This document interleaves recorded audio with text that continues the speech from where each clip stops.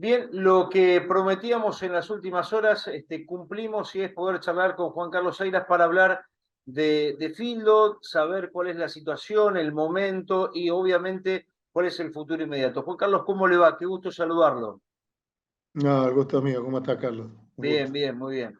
Bueno, nosotros veníamos charlando la difícil situación por la que ustedes venían atravesando como consecuencia de un valor de la hacienda en pie, la hacienda gorda que tenía como destino faena, que no había crecido durante 8 o 9 meses del año 2022, que ahora sí tiene una recuperación, pero en ese contexto hubo un proceso y me gustaría preguntarle cómo desarrollaron el trabajo, sobre todo en esa última etapa del 2022 y cómo lo están encarando en este presente año.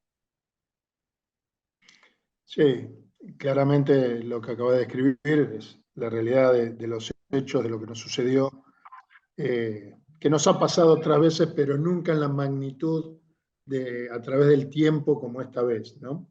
O sea, es una cantidad de meses y habría que remontarse al año 2012 para encontrar algo parecido.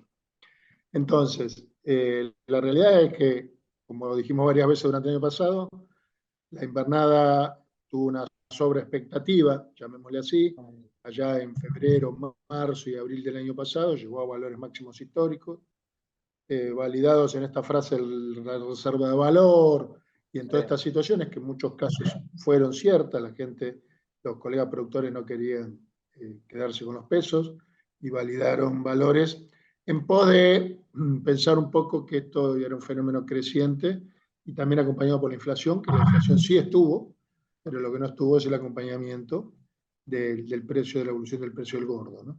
En el medio se sumó la guerra en el mes de febrero del 22, la complicación de la suba internacional de los precios del maíz y se consolidó el segundo año de seca importante, que fue no la frutilla, fue una campana, una bomba arriba de este combo que ya era complicado.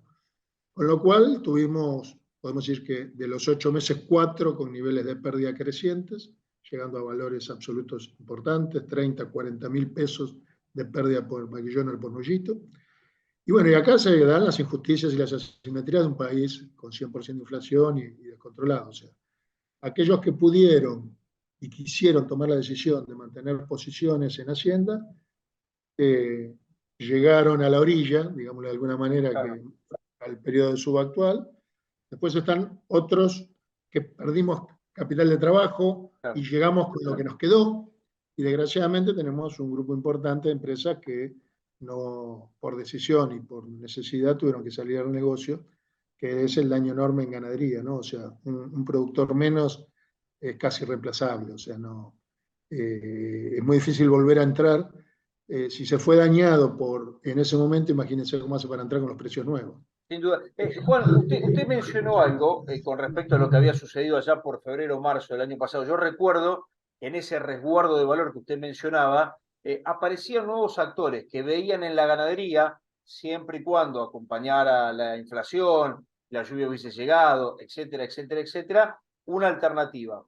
Ese productor o esa persona que invirtió, quizás desconociendo el sector, ¿usted cree que ya no lo va a hacer, que va a ser mucho más complejo? Aquel que perdió entre 30.000 y 40.000 pesos por animal, ¿usted cree que va a ser muy difícil que lo veamos, que sea parte del negocio, que sea parte del engorde a corral durante esta temporada?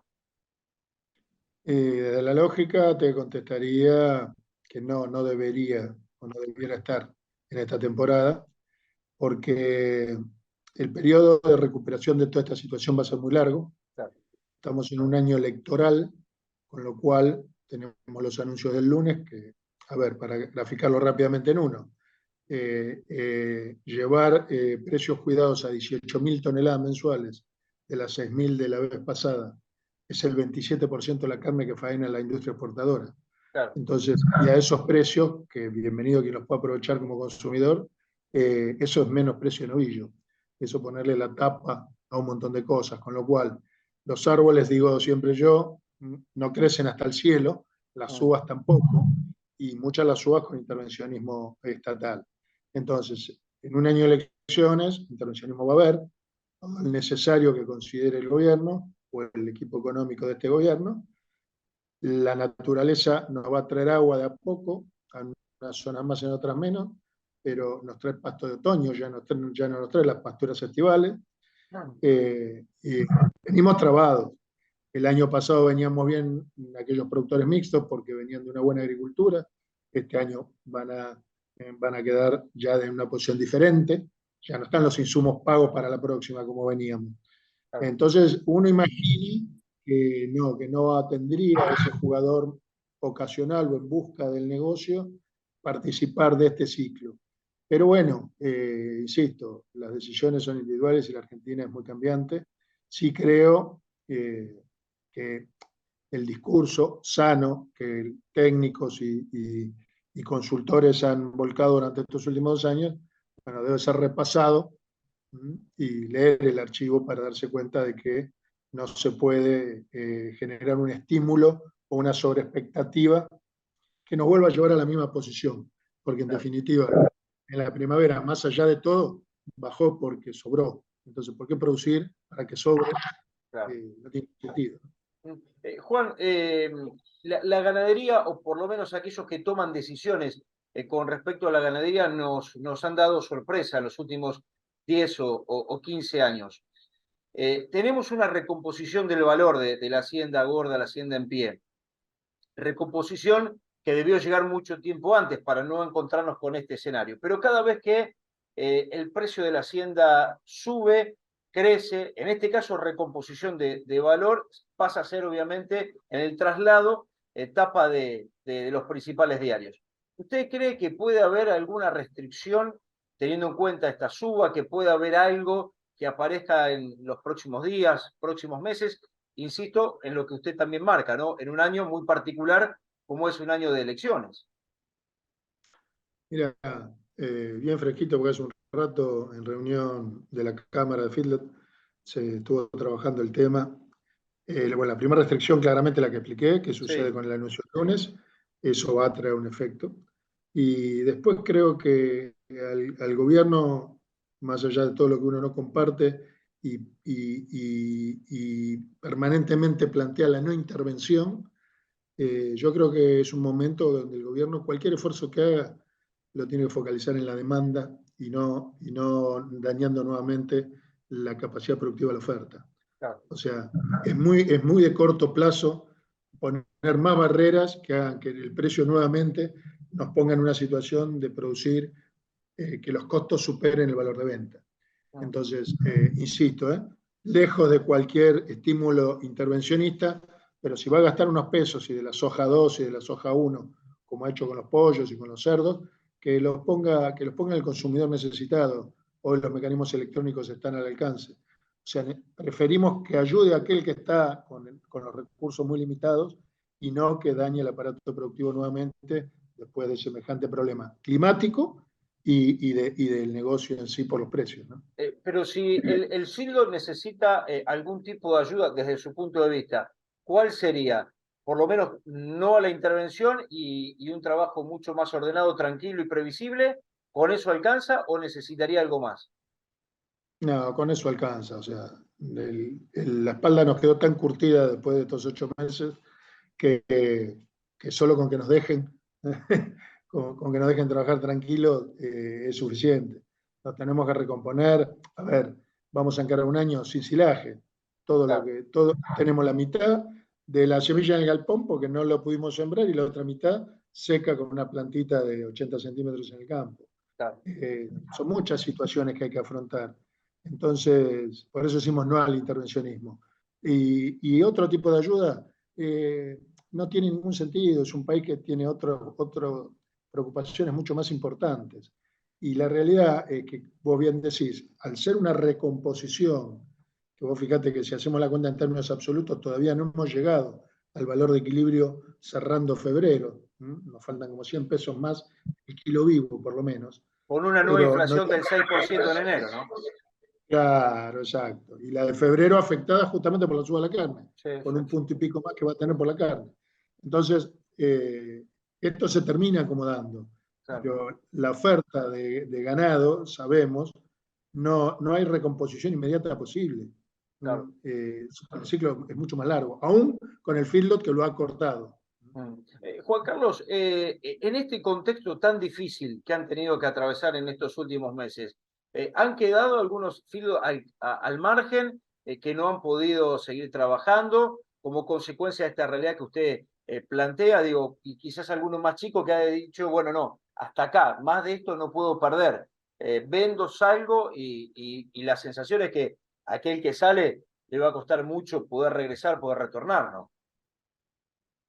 Y sí, vos pensás que en los socios de la Cámara tenemos casi el 21% de las empresas que han salido de la actividad y siempre nos caracterizamos, o ustedes, el periodismo nos toma como los profesionales.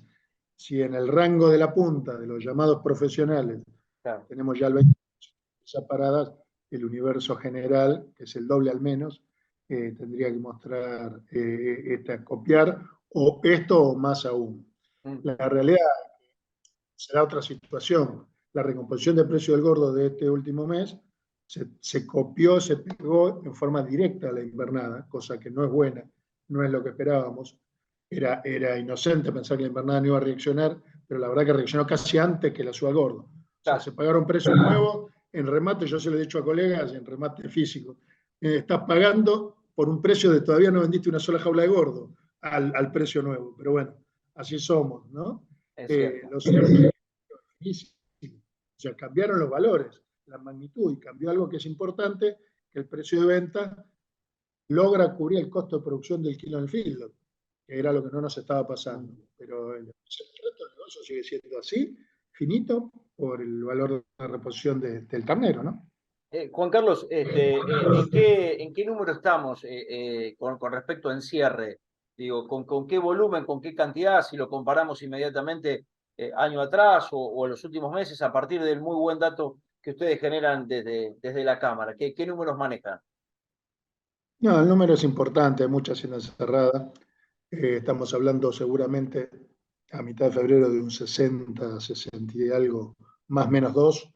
Estos son varios puntos por encima de la misma fecha del año anterior, pero acá sí pesó la seca. Entonces, la realidad es cómo está cerrada esa hacienda.